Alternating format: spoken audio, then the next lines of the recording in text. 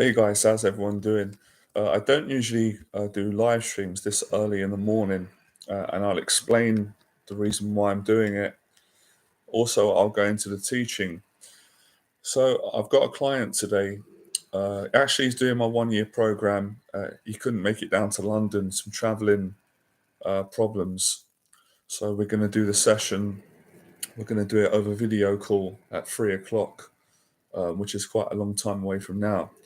So, number one, the reason why I'm doing this live stream in the morning is because I want to show people how to break negative patterns so they can heal their anxiety, overcome it, make progress, build confidence, more peace, happiness, and live their purpose in life and have a better relationship with themselves, which also equals with everyone else.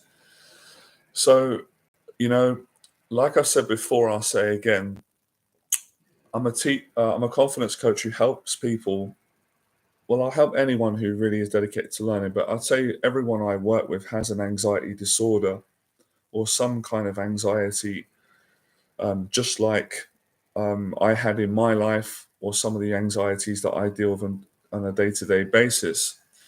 So I'm also still improving myself. And the way I see it is the more I improve myself, the more I can give my heart to other people, the more I can help people, the further I can take people on their journey. And it's something that I like doing anyway, because I want to keep improving myself. So usually for me, mornings would be the hardest time of the day, especially around 8 a.m. in the morning. So I got up at 9 this morning, had a really good sleep, made a tea, and decided to do a live stream for an hour, a couple of hours, and share the teaching. And possibly I might do a live stream later on in the evening. So I also want to grow my message, help more people, educate more people, because I've learned a lot more about anxiety in the last several years. I know a lot. I know a lot more now. I can get my words out. I struggle in the mornings than I did 10 or 5 years ago. Not to say that what I knew 5 or 10 years ago wasn't relevant, because it's still very relevant. And we'll get into that. I think I'm going to need to get some water. So, like I've said on all the platforms of recent, with my new evolved and improved message, this is a daily discipline. And I would say 99% of humanity right now, the population, is waking up in the morning with a feeling of anxiety in their stomach and worrying thoughts. That's very normal today. But I'm learning that you can change that, because I woke up this morning um, nowhere near as anxious as I usually am, because I'm in a better place. I'm doing the daily disciplines. I'm living my purpose. I'm working on continuing to get my relationship with myself as best as I can, and treating other people with respect and kindness. So this stuff works. It really does. And we'll get into that. I also don't expect many people to be on the stream because of the time difference. That's fine. A lot of you will watch this later on. This is great for me because this also acts as a YouTube video, because a lot of my followers from the UK are probably at work now, or they're sleeping. That's why when I do streams in the evening, but like I said, I'm challenging myself. If you really want to grow as a person, you can't always do things when you feel comfortable. You have to break out of certain patterns. So this is about breaking patterns, and I'll get into more in just a sec. Let me get some tea.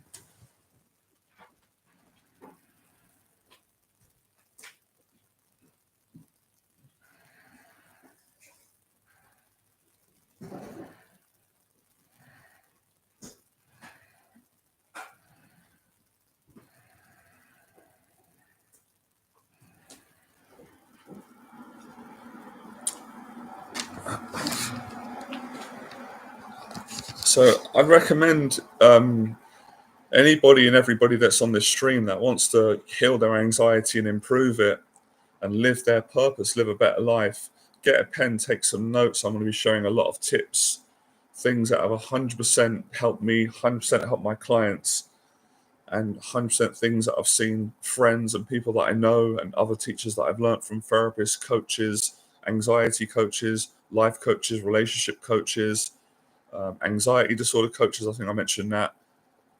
These things that I put into practice that really work. So, again, taking action. This morning, I took action. I took action on my purpose, which is doing a live stream, which is teaching, which is something that I love, and helping people, serving people, and waking up and freshening up, clean clothes on, making a tea, making the bed, getting up. That's taking action. Taking action is the most powerful, definitely one of, if not the, ways in which any person can overcome an anxiety, can improve an anxiety, and can heal from an anxiety, taking action.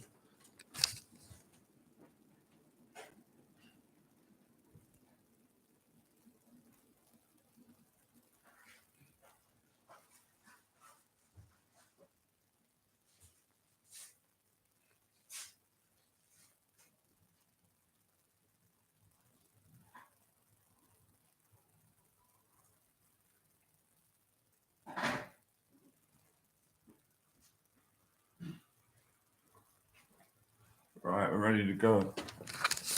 Ready to go. Hold on a second. Just getting comfortable.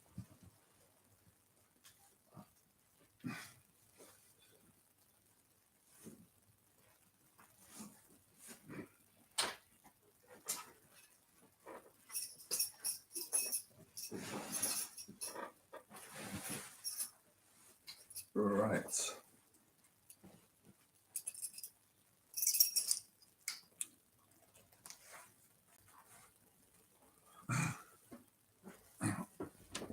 Okay, let's.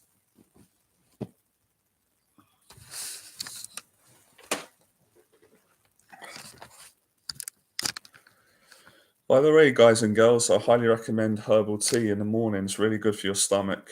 It definitely relaxes anxiety and it's healthy for you. I drink mint tea. This one is ginger. I think ginger and lemon. Mint tea is probably my favorite, or ginger. Right. One of the things when I start practicing, I've been doing this daily, and I've noticed it really does work. And I heard my one of my mentors, Jeff Thompson, talk about this and say that most people in today in society, which doesn't surprise me, they don't breathe properly. And I realize that a lot of the time I don't always breathe properly because unconsciously there's anxiety in the background. So sometimes with anxiety, you might not always feel it, which is great. That's probably the best one. But in the background, a lot of times people are not fully relaxed. They're not present. They're not connected with themselves because their mind is worrying in the background, unconscious beliefs. And these patterns, most of these patterns come from childhood, where we got abused, where we got criticized, where we got bullied, where we were made to feel in danger, or we actually were in danger, or we had some bad experiences. It could be with health, it could be around, all these different areas. And at some stage, I went through all these things, and I think everyone does. It's inevitable. So with the breathing, I tried to let me sit up. And funny enough, the running has really helped me to improve my breathing. So let's just practice some breathing now, because even in the morning I can feel I'm tight around my chest here, and this is where anxiety does build up, especially for my clients that I've noticed that have got severe social anxiety, the part where they're scared to express themselves. And I had this for years growing up, a tightness, a constant tightness around here, especially in social situations. And when I started going out teaching and living my purpose and doing public talks and getting more confident and comfortable being myself, it started to loosen up. So with the breathing, now I used to laugh at this stuff years ago. When I used to see people, I used to think, wow, what are they talking about? This is nonsense. It really works because your breathing is your life. So, and also as well, what I've been learning, it's funny because I intuitively knew this from running. I've been running a lot and I love it. And I'm inspiring other people, everyone, to run, because running 100%, a billion percent running helps you to heal anxiety, to overcome it, to learn about it, to beat it, to build more confidence, discipline, gratitude, and to live your purpose. So running regularly, first of all, what everyone does when they run, and I did it, they don't breathe right. They go through the nose, so they go like that. And that's okay, but after a while, it's not the best way to breathe, even in life, because you're not breathing, I think, from the diaphragm, from the belly. So I've learned that the best breathing is from the stomach, then try it. So it might be hard at first because most people are used to going, they're used to breathing out of their mouth. So through the nose, you kind of like, how can I explain it? It's kind of like through the nose, a bit through the nose, but mainly from the stomach. So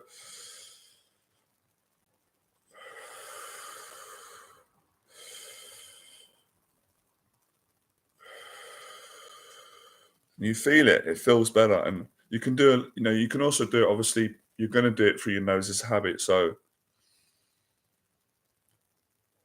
but just doing that, and you may not fully right now be able to relax, but you'll get more relaxed, and it's with practice.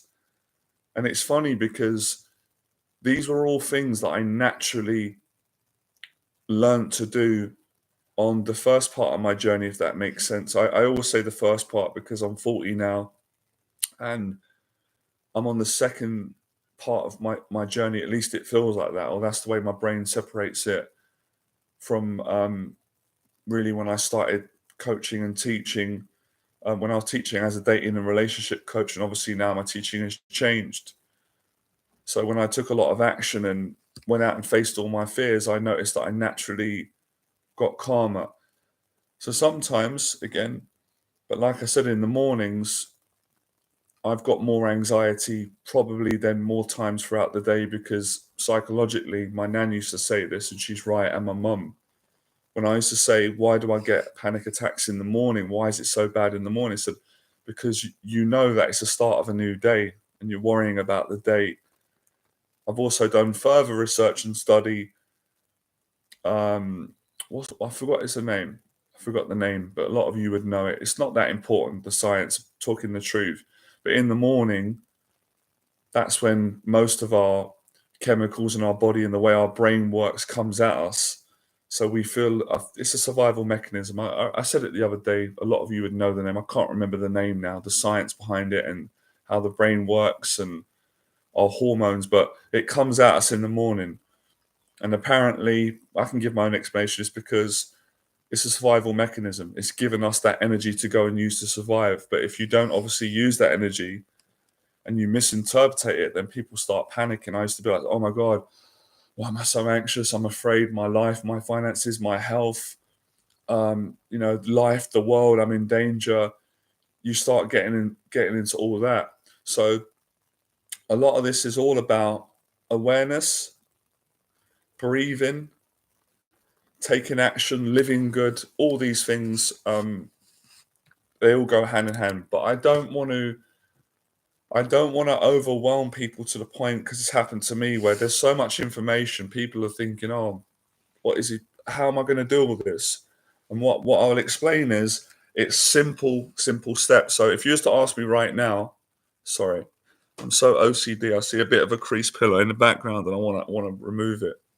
That's an anxiety in itself. So the best way, if you want to hold on a minute, see, perfection. This is bloody. I just like to get things. Always a work in progress. Right. Okay. I'm on a bit.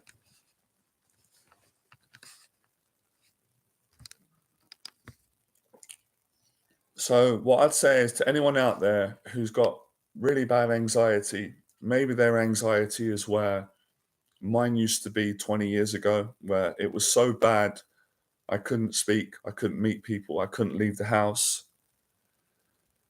And we can get to that in another point. So I would say pick one exercise and go and do running. Run regularly. Run every day if you can, or run several times a week. Do a 30-minute run, and the running will actually help you to get fitter and breathe better. and to heal your body more.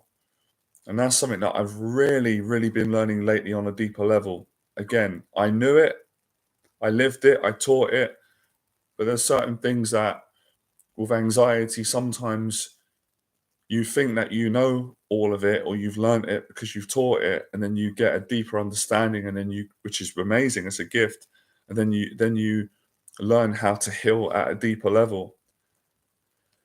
So the running will do that, because the running is taking action, the running is breathing, and the running is living in gratitude, and it's exercise, and it's scientifically proven. And I'm only saying that because I know that supports a lot of people's worries and thoughts, but I don't need science to tell me that running improves your life and anxiety and your health, because I live it and I do it and I experience it every time I run, which is pretty much every day.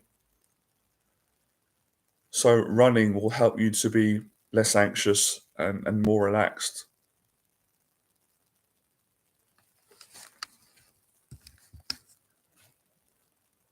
Yeah, the breathing's so important. And sometimes you feel, and I get it, I've got it today, and I'll work on it. You get a build-up of anxiety. I call this good anxiety. When you're living your purpose and you're being brave and you're helping people and you're serving people and you're training and you're dieting and you're really aware of your your talents, your weaknesses, there can be a real threat to the mind. And it's something that I wouldn't say every day I've got it, but maybe unconsciously it's there, and that's a good thing. And that's because I'm facing fear. I'm challenging my old patterns. I'm not staying stuck. And that's actually a good anxiety. So that's not something to be ashamed of. And that's not something to judge yourself or criticize yourself for, because that's actually a good anxiety. Most people don't have that because they're not living their dreams. And I'm not saying that to be unkind, and I'm not saying that to be judgmental. I'm really not. But I'm saying it because it's true, and I'm trying to help more people. And I was one of those people for the first 15 years of my life that had anxiety because I didn't heal it. I was a broken person. I was traumatized. I had a victim mentality and I didn't take action. And I wasn't going out, getting therapy, getting help, communicating, and living a positive life, because I was literally a prisoner of my anxiety.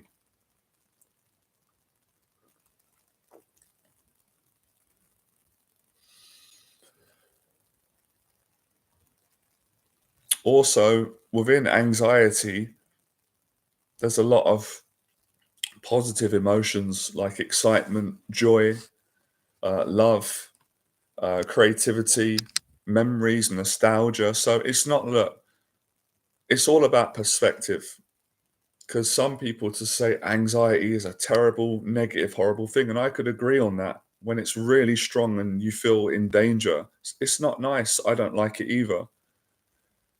But on a different day, or with a different perspective and mindset and different interpretation, you could say that anxiety is a beautiful thing, that is human, that everyone feels it.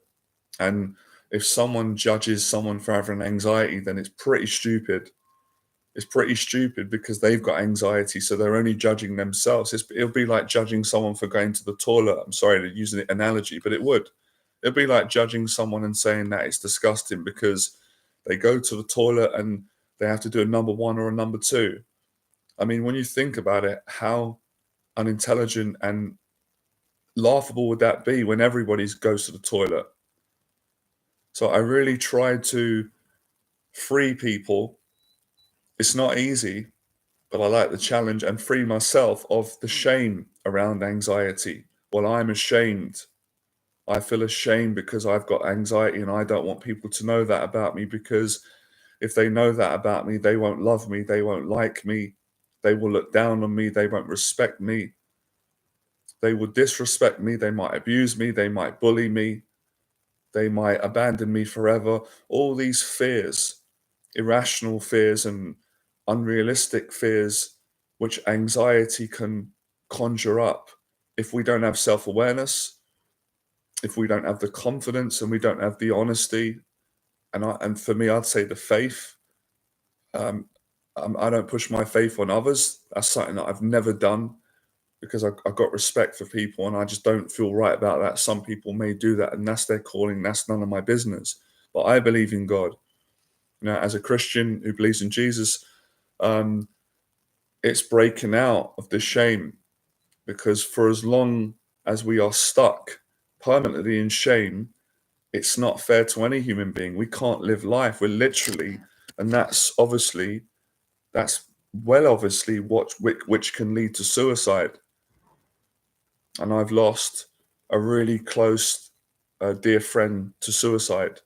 And there's many people around the world, many people, maybe some of you, it's a tragic thing. I've lost someone to suicide because of anxiety and being stuck and being ashamed. And obviously, we go deeper into anxiety, and anxiety is it's a symptom, it's a triggering cause from childhood trauma. We can go further into that, and trauma and anxiety and the damage being done is also a response to a belief that you have been abandoned. You've been abandoned by everybody. Now, I'm not saying that's true. I'm not saying that's true. But if you believe that, and especially if you believe it, but you're not aware that you believe that, that's when it can become dangerous, not to scare anyone. So don't be afraid. There's light at the end of the tunnel, believe me. But if you're not aware of it, and I wasn't aware of it for quite some years, I wasn't aware that as far as my psychology was concerned, I'd been abandoned. And I was afraid that I could be abandoned by my family, by everyone in society, by God, by everybody, and that absolutely terrified me as a young teenager and as an adult, as a young man. It absolutely terrified me. Um, it made me not trust anyone. It made me not trust myself. It made me not trust life. It made me not trust love. It made me not trust happiness. It made me at times feel that um,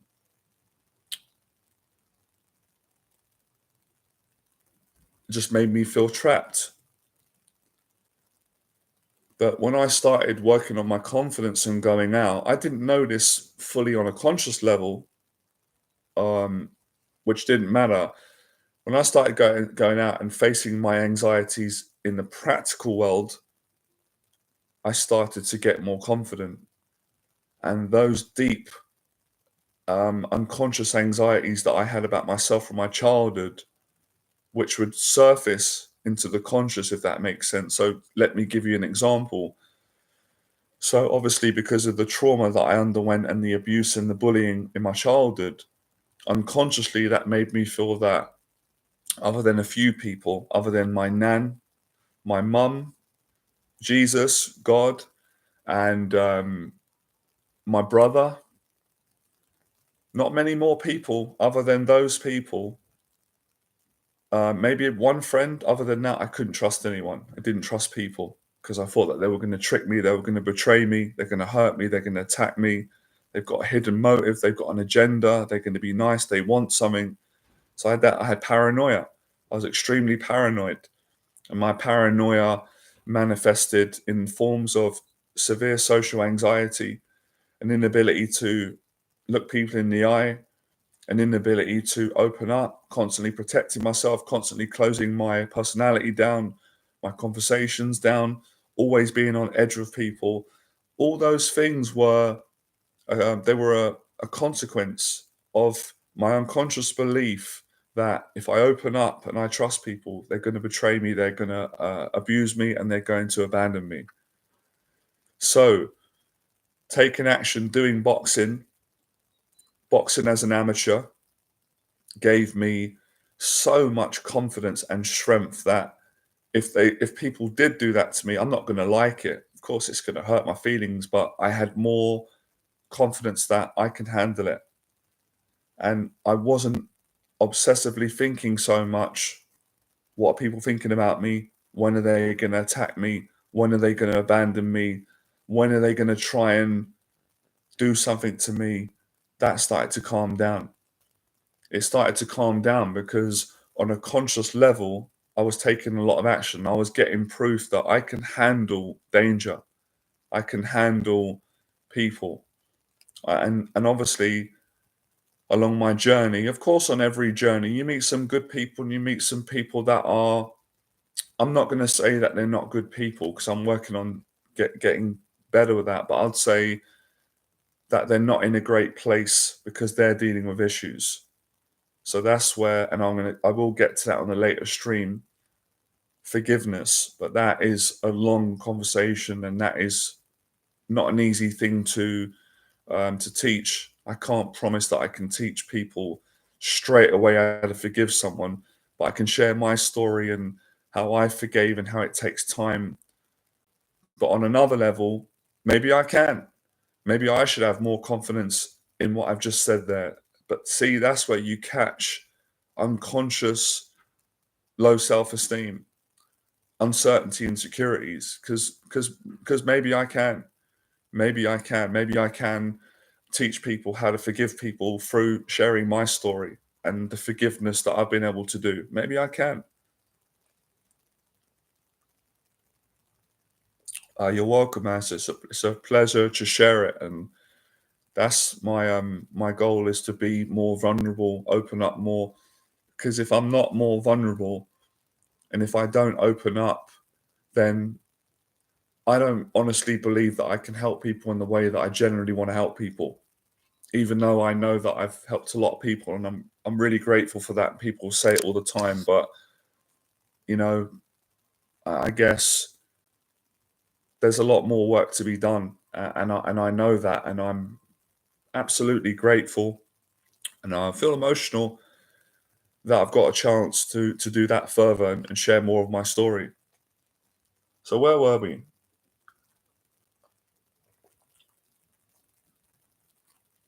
So yeah, with the unconscious beliefs of abandonment, anxiety, or harm, because for me, and I think a lot of the times, and I'm not 100%, but that's fine. You don't always need to be 100, but I'm quite certain a lot of the times my fears of people in life, it wasn't always, oh, they're going to abandon me, because there might be times where I didn't want a relationship with that person or a friendship or an intimate relationship, but I had a fear that they're going to harm me. They're going to bully me. It might not be physical, but it may be psychological. And that terrified me unconsciously because I'd been bullied psychologically and I'd been abused and betrayed as a young kid, a young teenager. And that had affected me really bad. And the effects were not as much the actual act of what they'd done, which at times were, being spat on, which I know is not a nice thing. It's quite disgusting, but these are things that happen to me and happen to people. It's life. I was spat on, I was robbed, I was punched, my money was taken. I was put up, against the wall by two guys when I was younger. I was scared, and they went in my pockets. They took my money and they punched me and they humiliated me. And that made me feel ashamed, terrified, traumatized. And of course, that affected my ability to trust people, to trust life, to trust the world, because I was always in fear that what if that happens again? What if someone does that to me again? So that coincides with this constant threat. So even years later, when I'm not in my area, I've moved out the area, I'm living in a nice, affluent, more well-to-do area where obviously that could still happen, but it never happened. It was unlikely. Every time I'm around people, even when they're good people, and they're never going to do that, part of me's fearing, but what if they try to do that? So the constant what if is ruining my life. It's making me have anxiety attacks. It's making me have trust issues. It's making me can't breathe properly, can't appreciate things properly, can't be present, can't just enjoy day to day life because there's a part of me going, we can't stop worrying, Jonathan. Can't let you fully surrender and just relax, because there might be danger and we want to protect you from it. So the very nature of being overly protective of being hurt by people or by life or by a perceived threat, whether it's rejection, public humiliation, an actual physical assault, a verbal assault, constantly living your life, whether you are a teenager, whether you're an adult, whether you're middle-aged, you're older in life, it doesn't matter. Whatever age you are, if you're constantly living in protection, then that's not good. That's not healthy. That is no quality of life that I honestly think that any human being deserves or should have. It's not healthy. And that's why people need to seek help. But obviously, I do understand something that reigns home that my dad said, and I just know from my my faith as a Christian and as a human being, as much as I want to help everyone, you can't force a person to go and get help, or you can't force your help on someone, because that in itself can become abuse. If someone says no, or I can't just, I'm not going to just explain this. I'm not going to go out up to strangers and say, oh, by the way, I want to help you. You need to be healed. You have anxiety. You have issues. I wouldn't do that. That wouldn't be respectful. And people probably tell me to F off, and they'd have a right.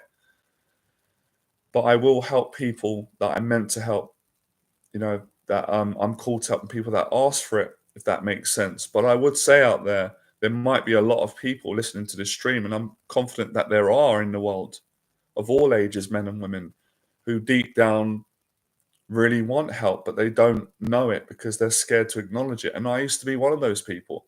If someone would have said to me as a teenager, you need to get help, you've got an abandonment schema, or you've got major anxieties, or you've got mental health problems, or I would have got angry. I would have lost my temper. I would have told them to go F off. I would not have appreciated that at all, because I was in a different space and I was in denial and I was ashamed and I was terrified of facing the truth about myself, which was I had issues and I did need help, and I weren't right. I weren't right in the head and I weren't right in the heart, because I'd been damaged, which weren't my fault, and I'd been abused, and the things that were done were evil, but I wasn't ready for it. So I do also believe that, there's timing. That's why they say, and I'm sure I've heard it, that you can't beat God's timing. So a lot of the times it's timing, which is why it's time that I done this stream this morning, because it felt like the right time, and which is nice, I'm sure, and I've had it, and it's totally fine. I don't take it personal. It's fine. People are saying, I can't believe how much you've changed, Jonathan. You didn't used to speak about these things, and yeah, I've changed. I'm growing. It's not just about age. It's not because I'm 40 years of age. I'm 40 years young. It's because I've grown. I'm changing for the better, and my message has changed. And if you don't change and you don't grow, then you can't heal anxiety. You can't live the best life. You can't have great relationships with other human beings, which comes back to your relationship with yourself. So change can't be left out with succeeding on this journey.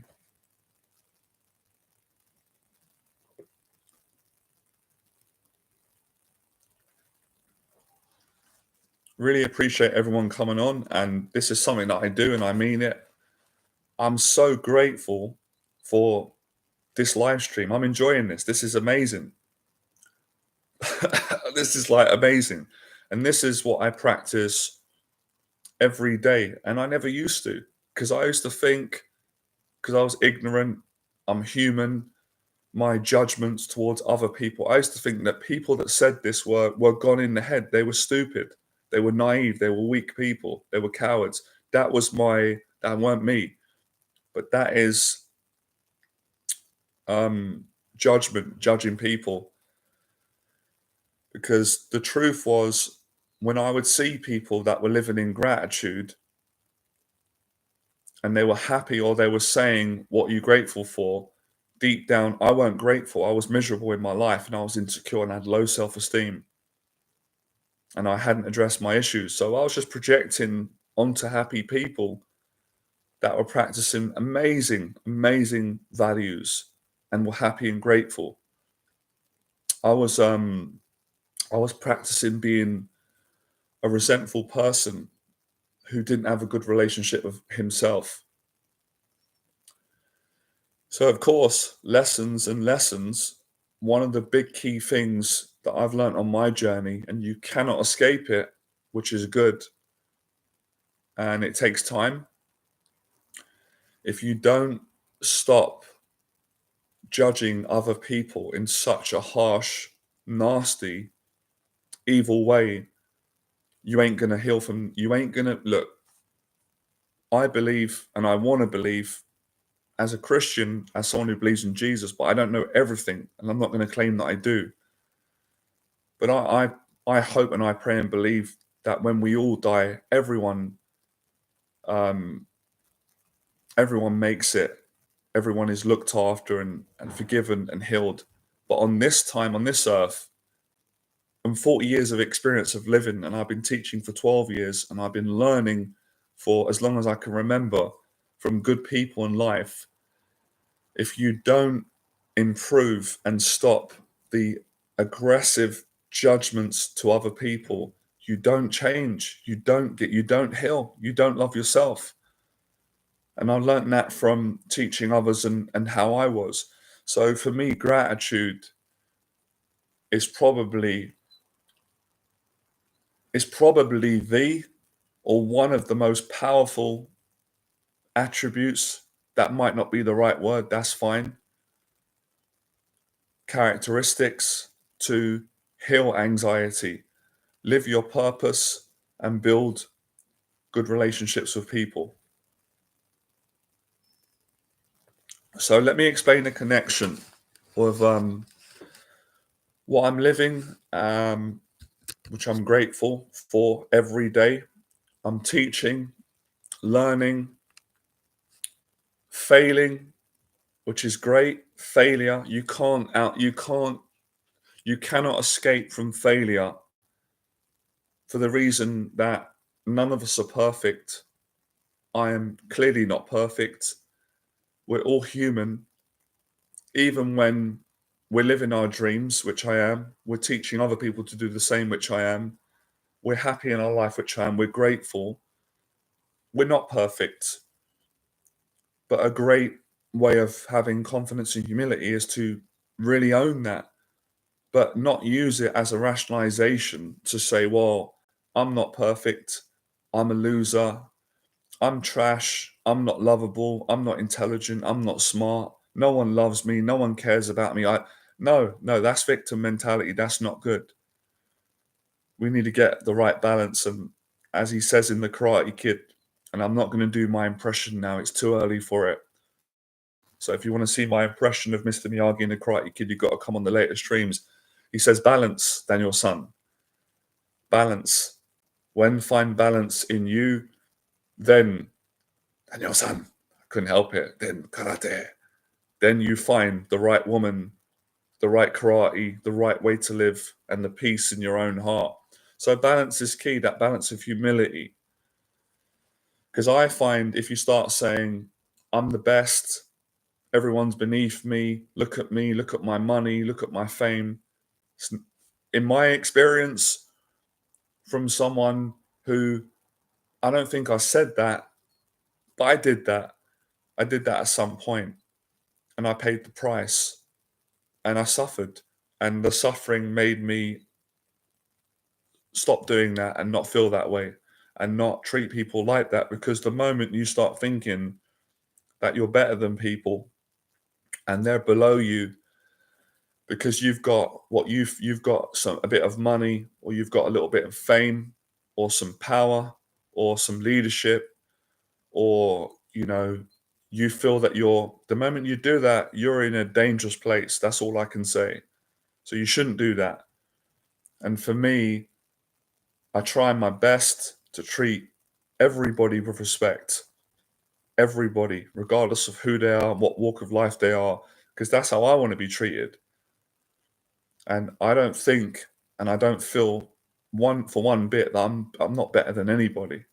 I'm not better than anyone, any human being, but I'm not below anyone. This is all part of learning and becoming a better person. So the reason why on this title, let me get my phone. This will help.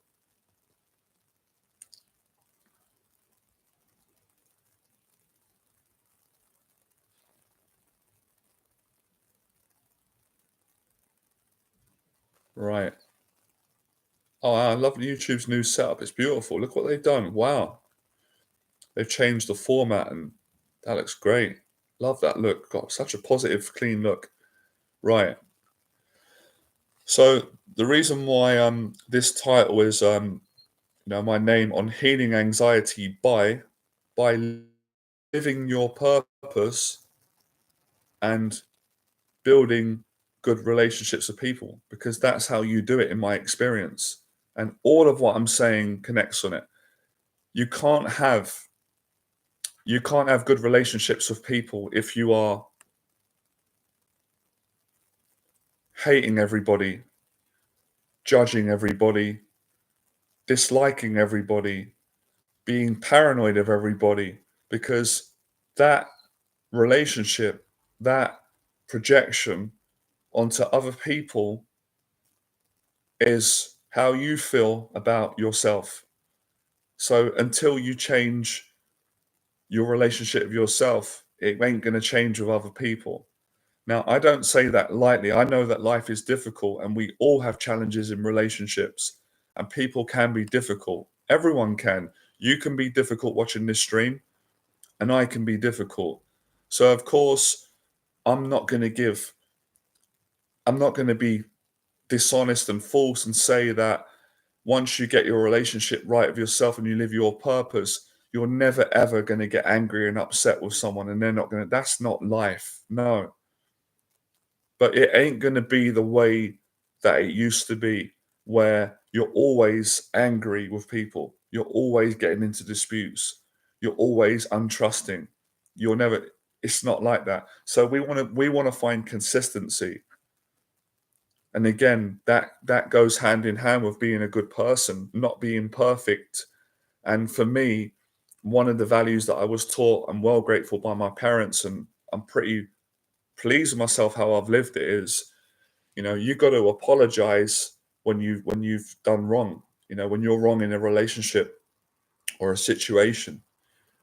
For example, let's just say we all have bad days sometimes and we get impatient. Let's say you go into a coffee shop, and because you're in a bad mood and you're stressed, you take it out on someone serving you that's done nothing wrong, and you're a bit snappy with them, or you're a bit aggressive in your tone, and then you suddenly realize that I shouldn't have done that. That was nasty. And then you say, "Excuse me, I'm sorry, I apologize. I didn't mean to speak to you like that. I'm just having a really bad day and I'm really sorry about that." That's genuine humility. Stuff like that is going to heal you more, and it's going to affect every area.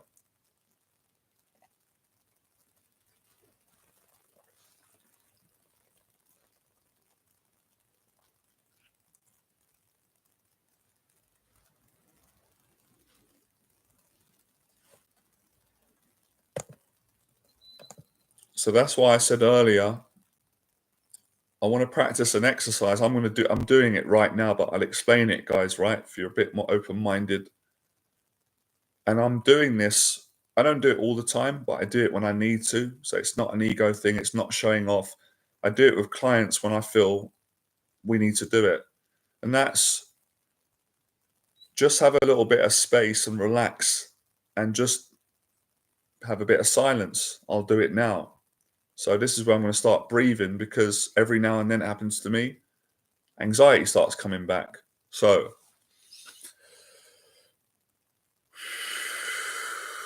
breath.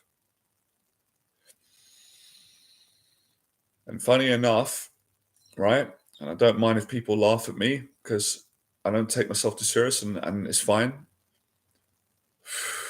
This is what I do when I'm doing my running and the videos I'm putting out. I practice improving my relationship with myself and my body and everyone, because when you improve your relationship with you, this is a brilliant thing. Whether people know it or not, or realize it, or they want to do it, I hope that they do. It's their choice. When you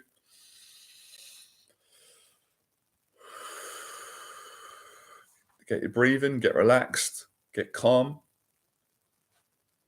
learn to not panic with silences.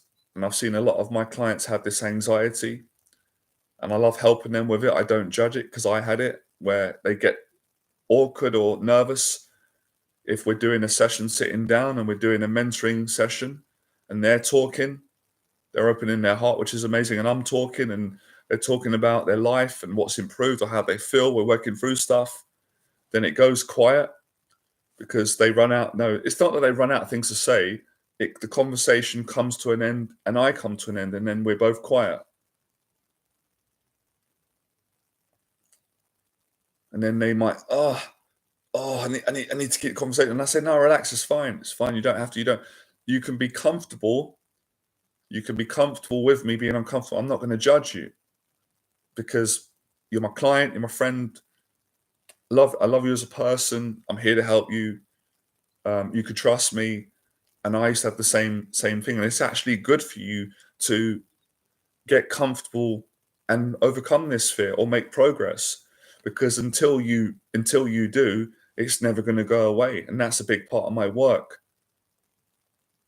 So we have to, for all of us, and I practice it, we have to be forgiving on ourselves and not so judgmental, and allow ourselves to learn and get awkward and make mistakes, because until you do and we do, you're not going to make the progress that you deserve and that you want to make, whilst you are unconsciously in the grip and in the prison of being judged by this inner voice, which is not who any of us are.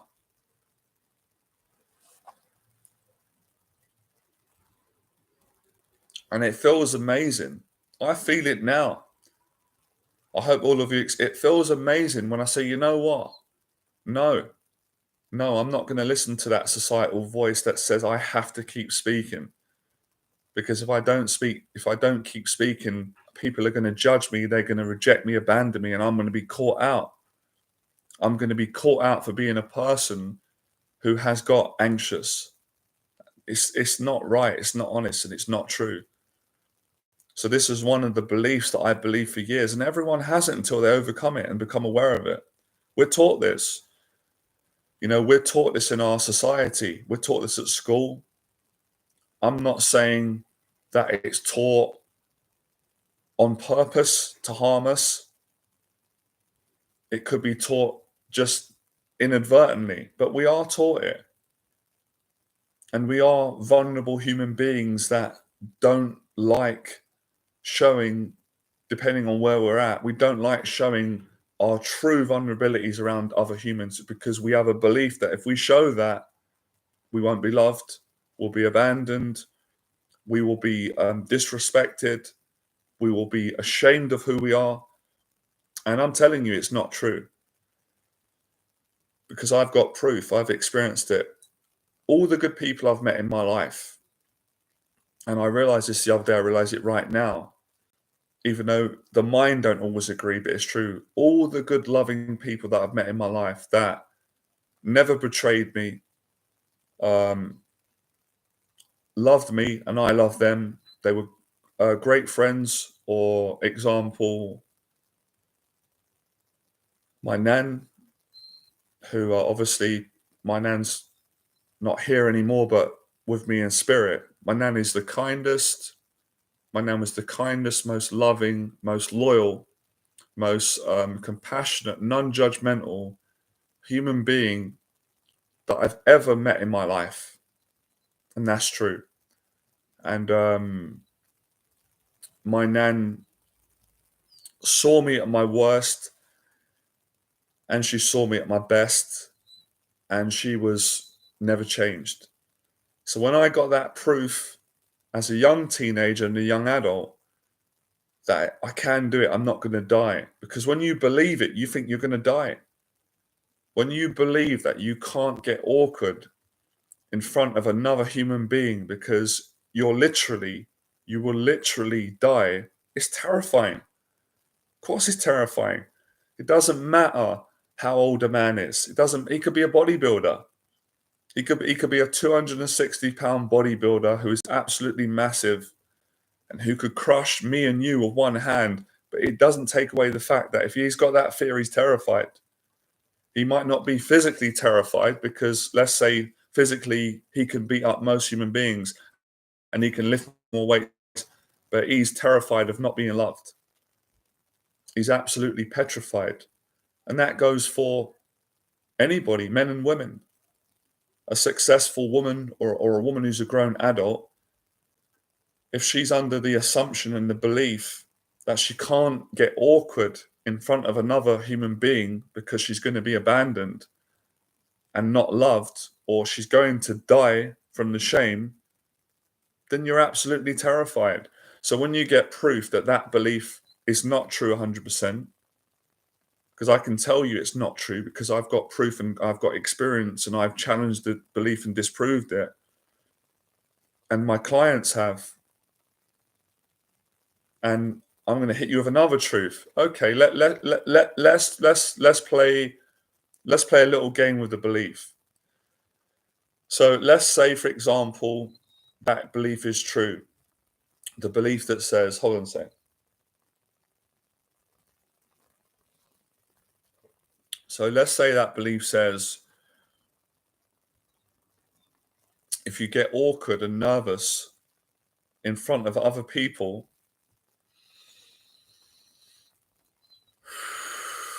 this breathing is amazing. This is self-love. This is courage. This is humility. Everyone do this. Anytime I feel anxiety in any situation, whether I'm teaching a live stream, I'm running, I'm with my family, I'm with a client, I'm helping them, I'm traveling. Anytime I feel that anxiety I'm laughing, from that young boy in me who's afraid and scared, anytime I'm going to look after myself. That's what a strong adult does, man or woman. To the young boy or girl in us that's frightened, nothing to be afraid of. Let's breathe.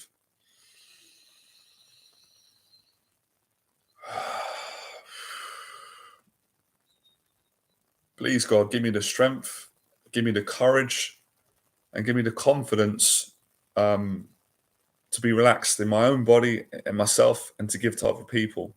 That's something that's come to me lately. So, let me ask you a question, all of you, question to everyone. There's not one person, I'm calling everyone out in a good way. There's not one person on planet Earth, I don't care if you're a celebrity, you're a billionaire, you're a millionaire, you're a thousandaire, you got pounds, you got pennies, you're broke, you're this. I don't care if you're a champion, you're the heavyweight, whatever you are. Everybody at some point has got awkward in front of someone, or has felt awkward, nervous, or got uncomfortable.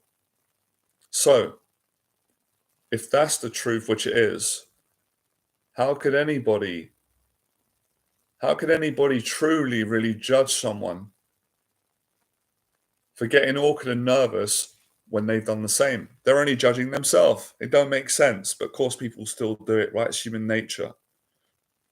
So that always made me feel, as Braveheart would say, freedom.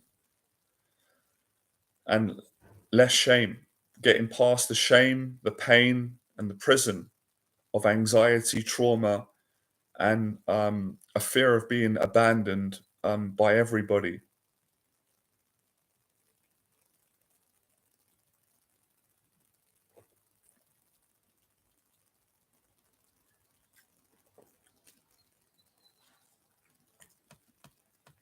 I'm going to share this stream because it's a good one.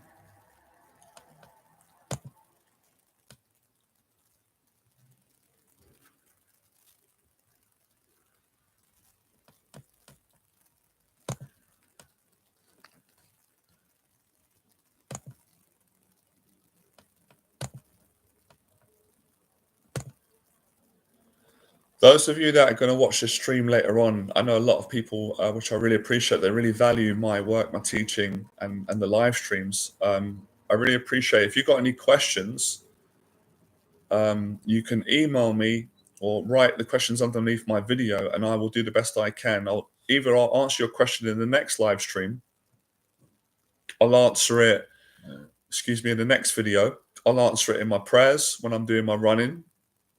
And who knows, at some point, we don't know. If it's meant to be, I might be working with you in person. We don't know if it's going to go that way, it's going to go that way. And I'll be coaching you in person, or you'll come to an event. Either way, your question, I'll do the best I can with what I can to answer your question. So any questions, let me know.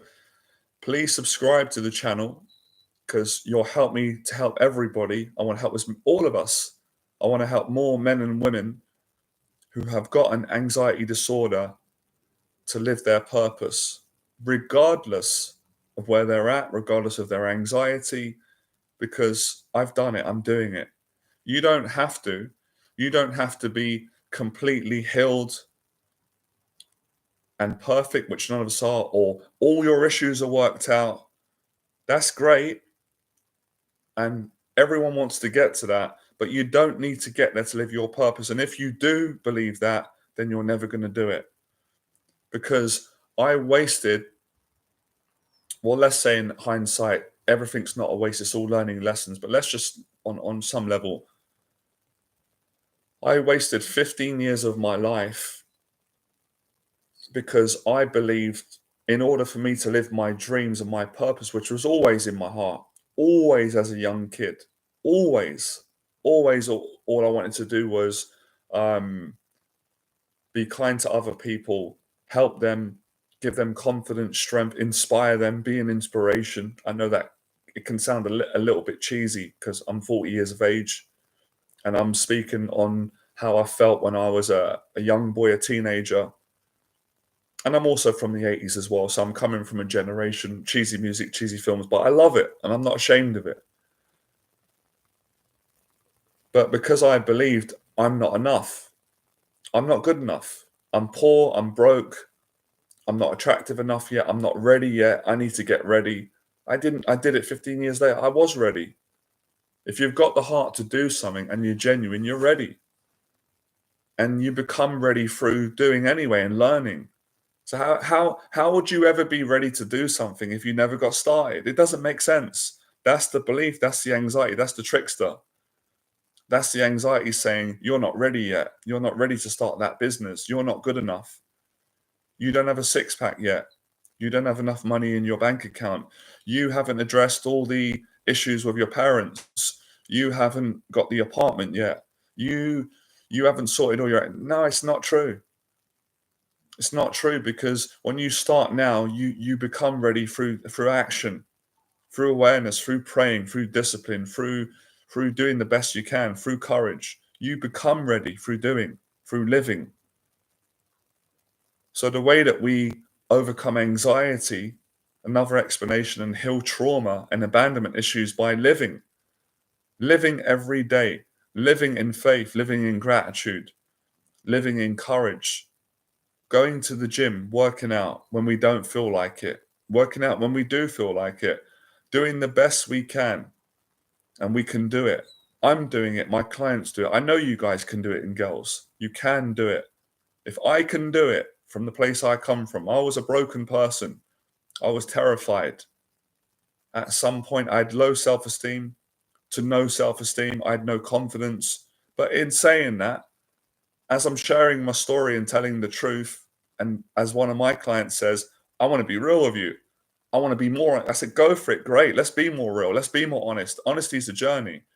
As I'm being more honest, I was kind when I was younger, despite how broken I was. I was like that. I wasn't always kind. I don't think anyone is, but I was kind. I remember it. And the truth is, 99% of the time when I do these live streams, the people that come on are extremely kind. Yeah, there's one or two that are hateful. That's fine. That comes with the territory. I forgive them. Praise Jesus, forgive them. Because everybody needs forgiveness. They're only harming themselves. I still help them. I'm still going to give them the teaching. They don't have to accept it. So the kindness is living your purpose. I'm still learning, as you can see and hear. Great. I don't have all the answers. I don't have everything figured out. I'm not supposed to. I'm not supposed to on this point, but I am supposed to follow my dreams, follow my heart, and I'm doing it. And I think I'm doing a good job and helping a lot of people by sharing my story, by being as honest as I physically can, by being kind, by showing up every day, by setting an example, and by helping my clients to live their purpose, not my purpose, because I don't teach people how to be me, because that's not correct. That's not honest, and it's not true, and that's not what I do. I teach them how to be the best person that they can be, how to live their purpose. Now, my purpose is being a confidence coach, being a speaker, being a writer, public speaker, a teacher, a creator, um, an athlete. That's my purpose. I love it. But your purpose could be to be a footballer, a professional footballer, or a professional athlete, or a singer, professional singer, or a producer. I don't care what your purpose is. As long as I can help you to overcome your fears of living your purpose, I'm doing my job.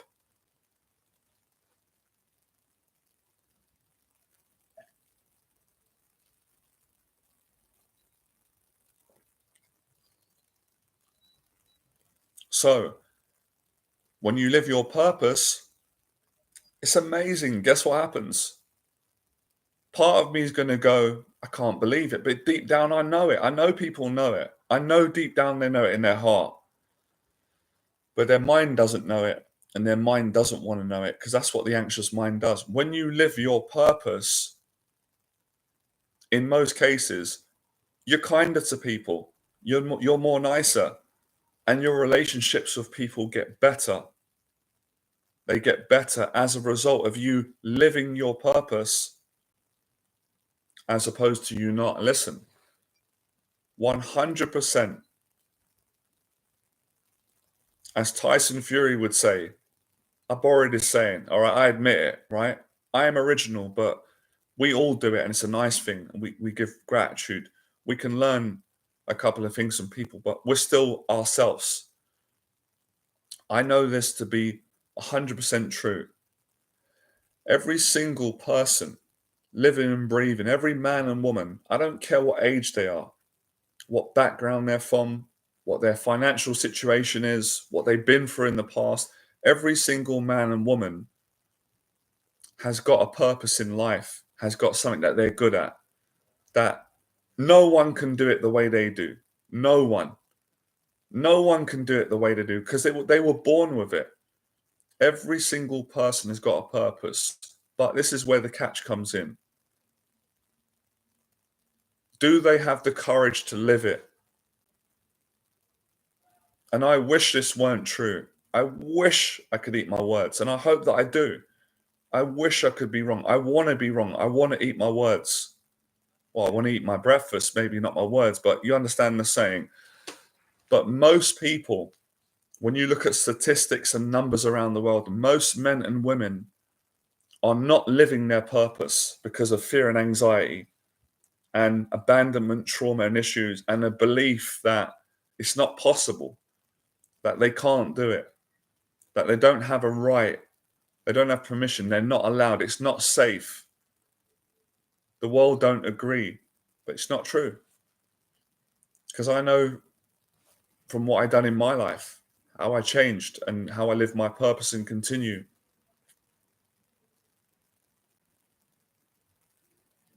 Now, is it easy?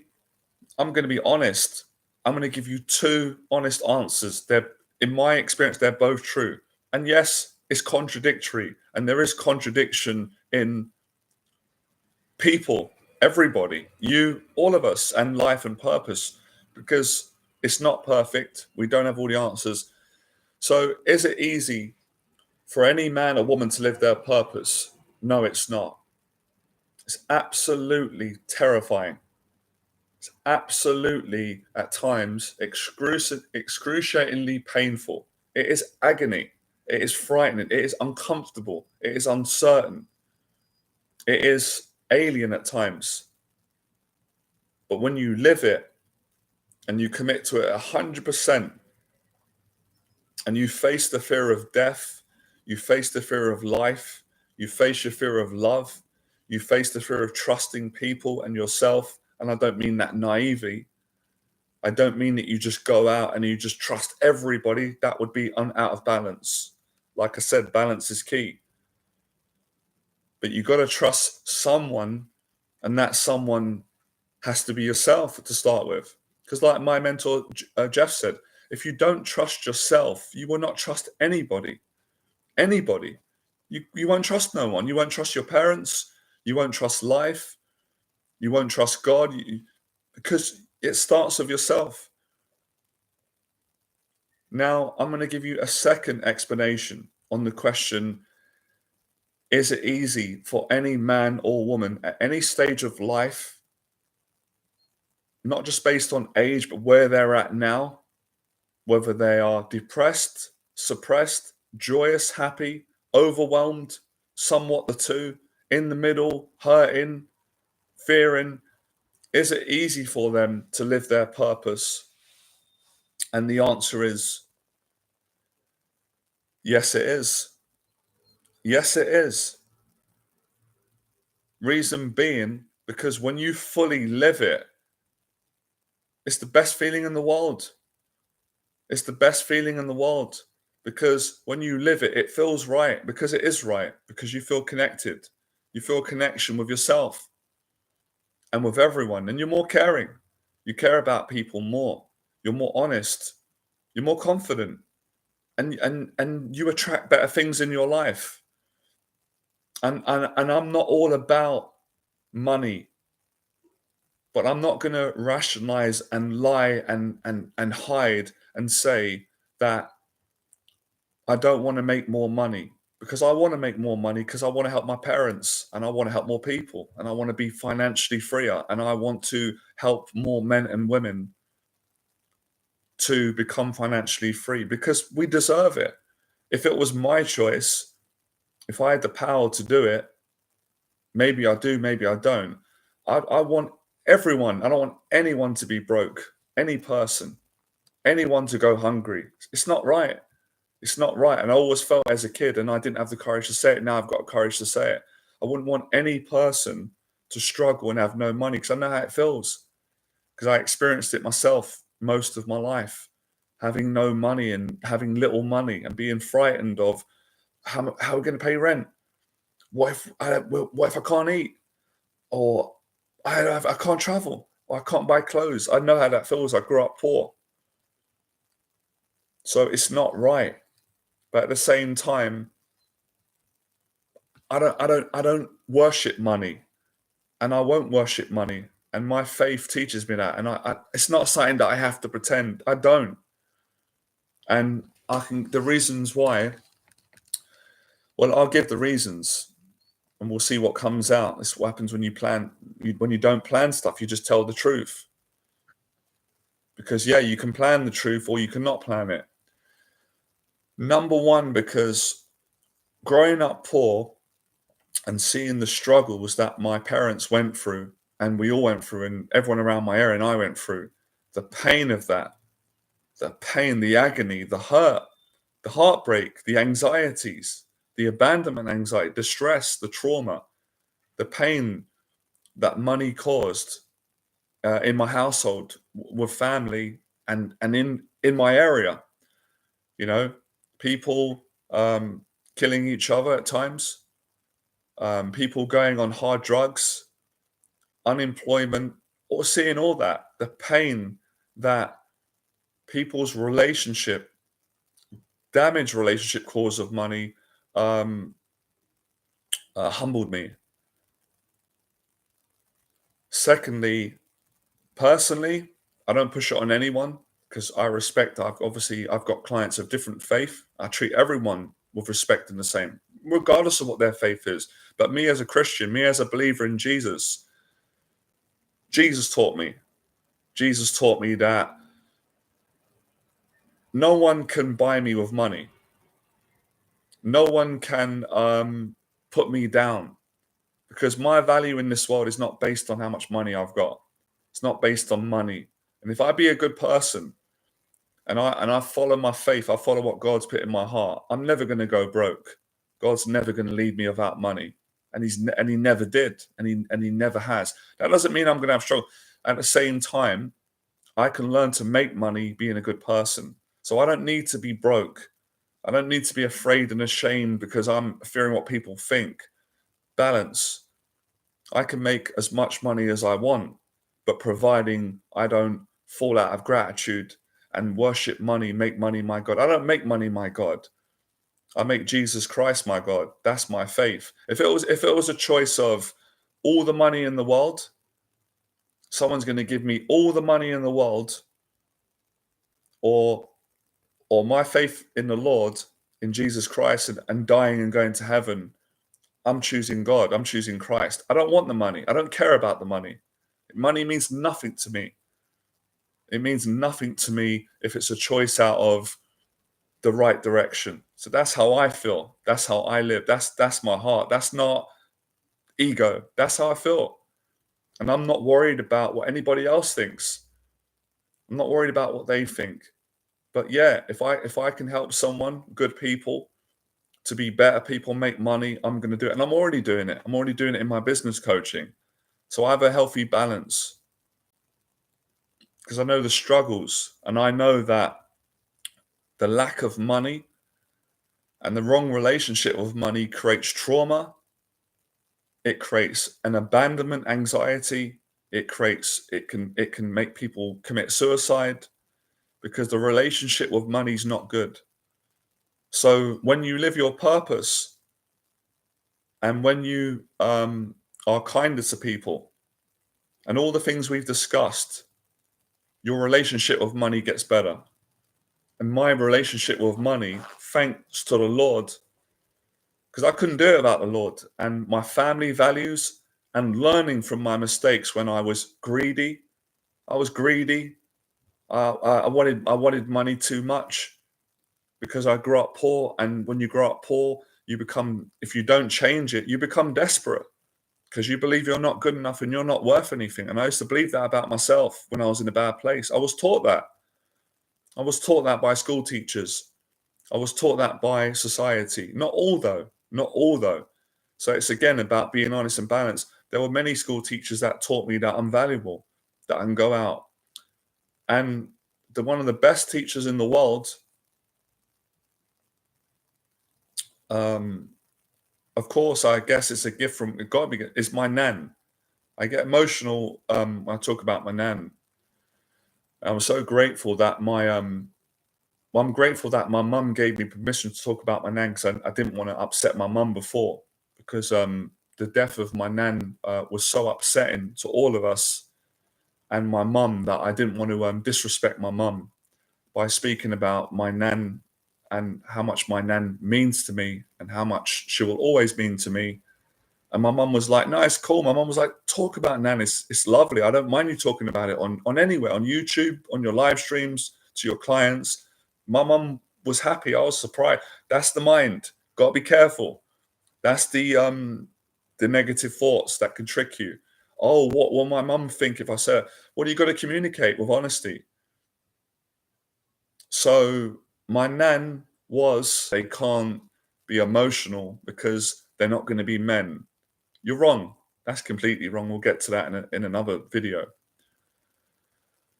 When I think about my nan and I think about how kind my nan was, how kind she was, my nan was the most generous person I've ever met, with money, with love, anything. My nan would give everything.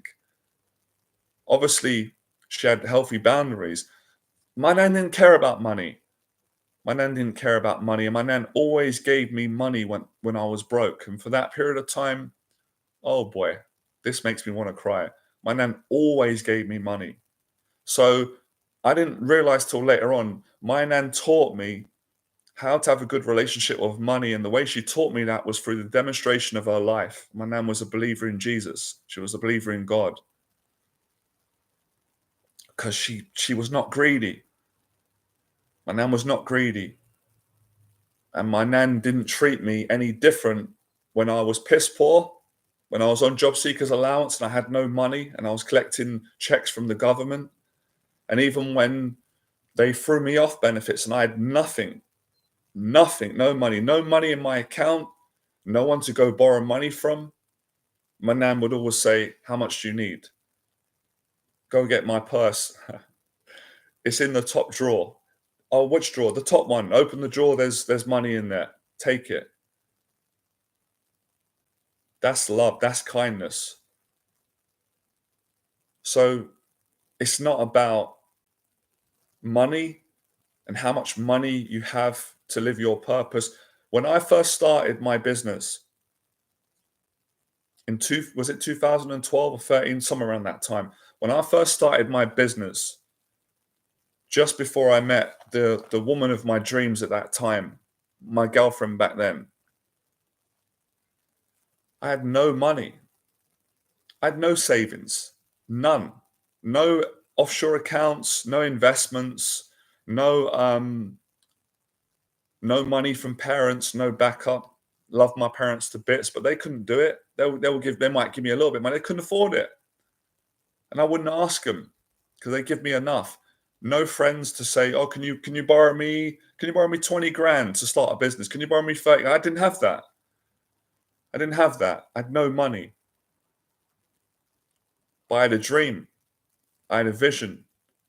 I had an encounter. I had an experience with God, with Jesus, way back in my 20s, way back. And the experience told me, don't worry about money. Follow your heart. You're going to make money. Money will come as a result of being a good person, doing good things, and helping people. And if it doesn't come, who cares? Who cares? Because you'll always have enough food to eat. You'll always have a place to stay. You're not going to be homeless. And if I'm homeless, fine. He's still going to be with me. He's not going to leave me. And he never did and he never has. And I've experienced homelessness for a short period and it changed. I got a flat. It never ever leaves me. And of course, when I started the business, I got no money in my account. I got a dream. I actually got an office job, which I was pleased with at the time. And it paid about £1,400 a month. And that was a lot of money to me at that time. That was a lot of money. I was happy, but the job wasn't for me. These phone calls, man. The job wasn't for me, so I quit the job.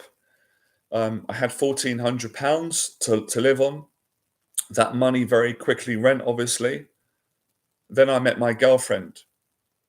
And when I met my girlfriend, I didn't have any money. At the time, I felt embarrassed. I felt ashamed.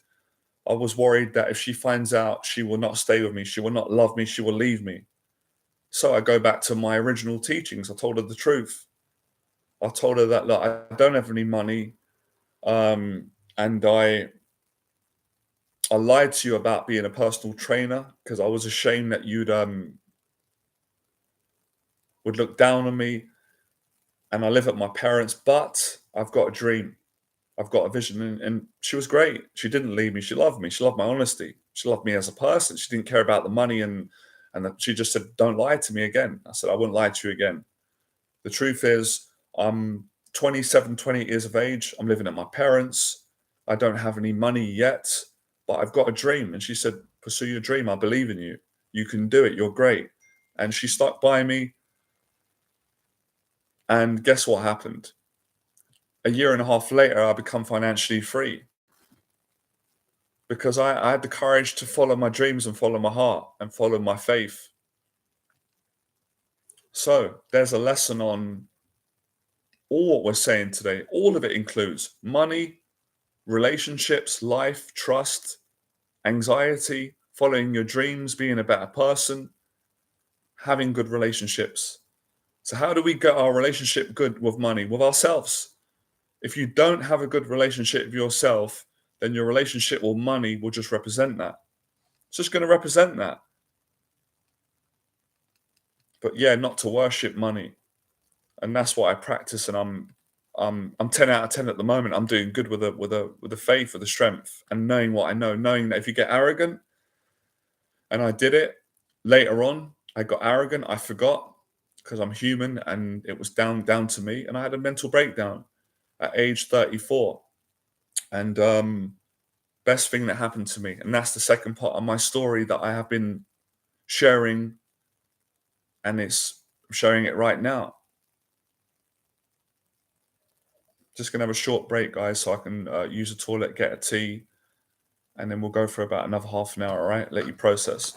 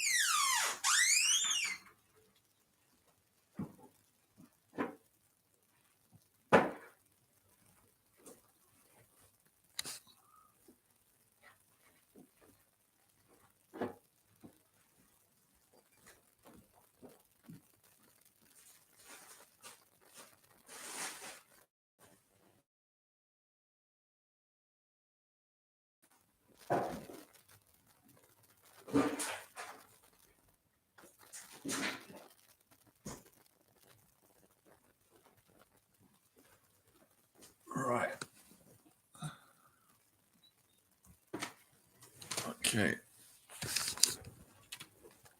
The streams are great. They go really quick. So, yeah, back to what I was saying.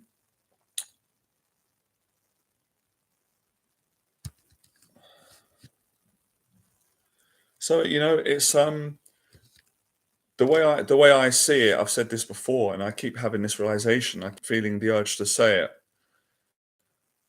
Life's challenging for all of us. Whatever we do, this is something I think a lot of people don't realize. even if you've got billions of pounds, life is still challenging. I know a lot of people are going to say, "Oh, well, how can you say that?" Because if you had billions of pounds, you don't have to worry about money and you can do whatever you want. And it's okay. Listen, I understand your opinion. I've got life experience, a lot of life experience, and there's certain things that and you know them because you know them. And sometimes these things are hard for you to explain, but I'll do the best I can in human language. But I know it's true. And my answer to that question is whatever choice you make in life, life's going to be hard because we have a mind, we have mental health, we have anxieties. And for as long as you already know how challenging your mind can make life and just the nature of life, the uncertainties of life. We lose people, eventually we all die. That's a challenging concept for a lot of people to accept. So having millions of pounds, it can't buy you out of your way of death, for an example. And also we lose people that we love that mean everything to us. And I'm not saying that to get people to be down and depressed, but this is the reality. I've lost one of my closest, dearest friends. I'm going to say my best friend because anyone that I've ever been friends with that I've loved that is close with me, they're all my best friends, and it's kind of true. It's true what my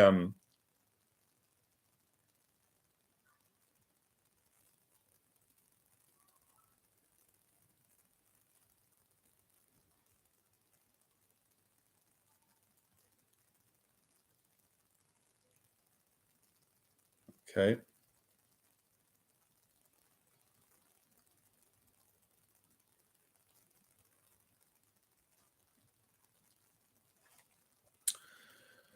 So, like I said, with that said, life's always throwing challenges at you, just like right now. I get an email um, from Rent saying there is an outstanding charge of £201, and I believe that they've made a mistake. I've already discussed this, even though I can pay the money. If I don't know it, I'm not going to pay it, and if I owe it, I'm going to pay it. So things like that. If that would have been 5 years ago, that would have triggered me and given me anxiety attacks because of the lack of strength and awareness and life experience. So life is always throwing challenges at us. So the very nature of life is challenging. So whether you live your purpose or not, life itself still going to be challenging. But I would say when you're living your purpose, despite the challenges of life, you're so much more happier, so much more in every way, shape, or form, in every area, with your fitness, your training, your relationships, your time on your own. You're so much happier. But a lot of people, which I understand, they make a decision to not live their purpose and then you're depressed. So I've done both. I've lived my life of no purpose because of fear and anxiety. And I became, at one point, as I said it before, I became suicidal for a period and then I overcame that. But I was depressed all the time.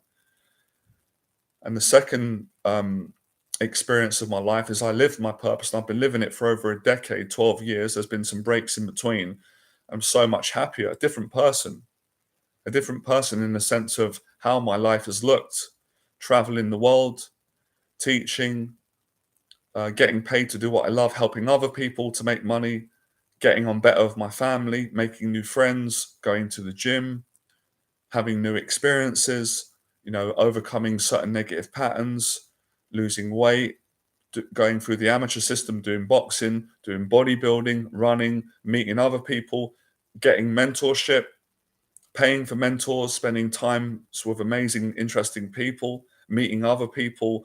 All these experiences came as a result of me living my purpose. And if I didn't live my purpose, I wouldn't have experienced all these things because I would have been stuck where I was in a rut.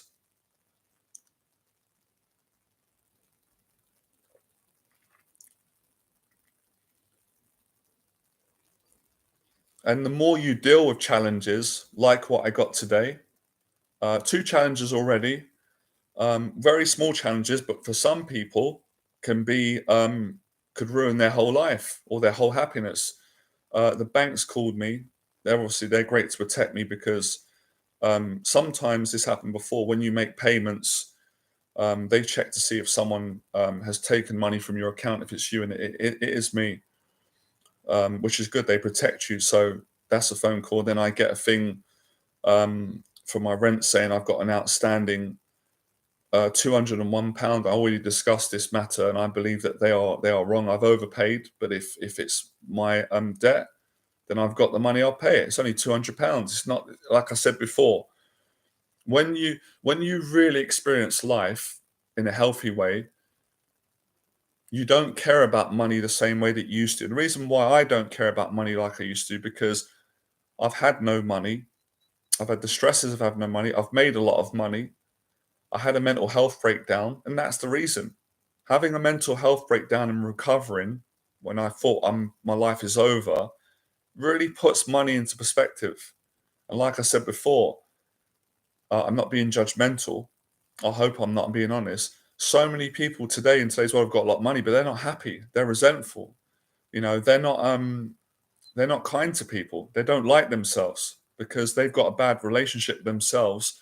Yeah, they've learned to make a lot of money, but they've still got a bad relationship with it. So you can make lots of money, but you still have a terrible relationship with it because you've not addressed the root problem. And the root problem is you, is us, is your relationship, your connection.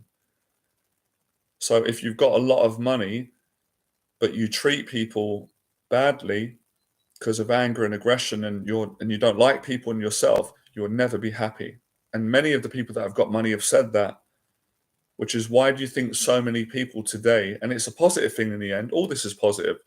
Why do you think they're searching for teachers or God, or lots of them will be potentially coming onto my teaching? They will sense that I've been through stuff in life, good, bad, indifferent experience. I've been humbled. I've learned. I'm still learning. And they might want some strength from me. They might want some of that wisdom to help them with their struggles, because it can be confusing. It must be hard. I've been through it. When a person struggled with money and with life and success, and then they've made the money that they finally wanted to make, and then suddenly that void hasn't gone away. They still feel the darkness. They still feel pain. They still feel abandoned. They still feel that something don't feel right. That's very hard. That is a hard pill to swallow. But if you really want to be successful and figure it out, then they're gonna change that, which they can. So back to another thing, I help any good people. I help people whether they've got a lot of money or whether they don't have any money. And I'm doing that today on this free live stream for anybody that can't afford my coaching. They don't have the money, or it's too expensive. They're getting the teaching for free. But like I've said before, if people are in a place where they're not grateful, where they lack gratitude, and I understand that, I'd be forgiving of that, then they're not going to appreciate my teaching. It's not going to be enough for them, and that's going to be something that they'll have to obviously deal with themselves in their own time.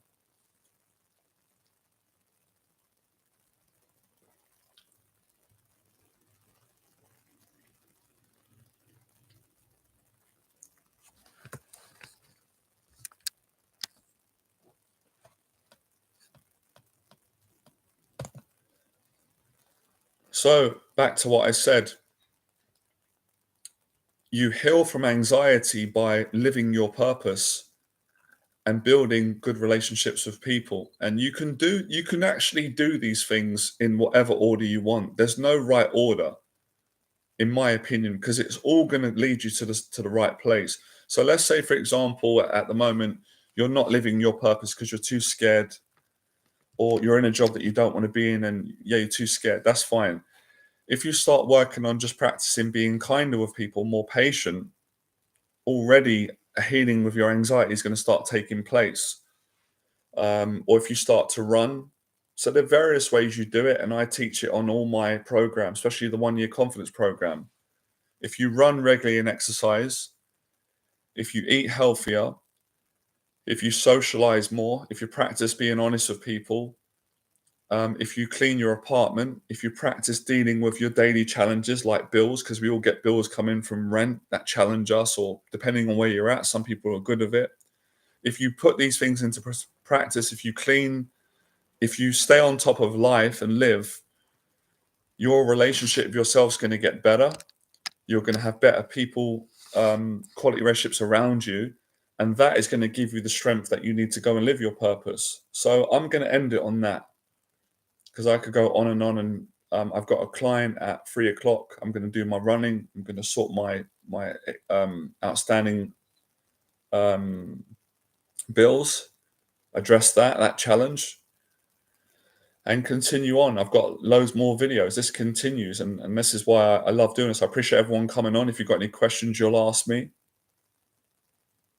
And someone on the lot. Oh, anyway, I'll cover this another time for people that want to inquire about my coaching, how it works. Because I had a question, a guy, he wants to do a program with me. He's struggling with procrastination, and we're corresponding on email. And he wanted me to write out how it looks. And I said to him, "Look, that's not really how I coach. I'm not really. I don't really tick boxes, and I don't do things for the sake of it. That's not my teaching. My teaching is all about mental and emotional support. But yes, there is goal setting, there is accountability, there are all those things that we do. But the teaching is very simple. I meet with people, we sit down over coffee, and we do this. This is what works, and I help them to help themselves. And they go away in their life, they face their fears, they improve their life, and it works. Providing they're committed. If you're not committed, I can't help you, I can't coach you. There's no point coming on my program. You've got to be committed. It's both ways. It's a two-way relationship. So more about that if you want to send me an email. Like I said, those of you that can't do coaching, that's fine. You don't need to spend any money if you don't have it. The coaching's free right now, all on this whole 2-hour stream, my videos, my Instagram, and I've given all the teaching for free in this stream. You just got to listen carefully, make notes, go and apply it. Thank you for coming on. And I'm going to continue later on, and I may do a stream later on if I've got time, because I've got so much to teach. I've got so much to do. I'm really busy at the moment in the thick of things, which is great. And I'll speak to all of you soon. All right. Have a great day. Thank you for coming on. Bye.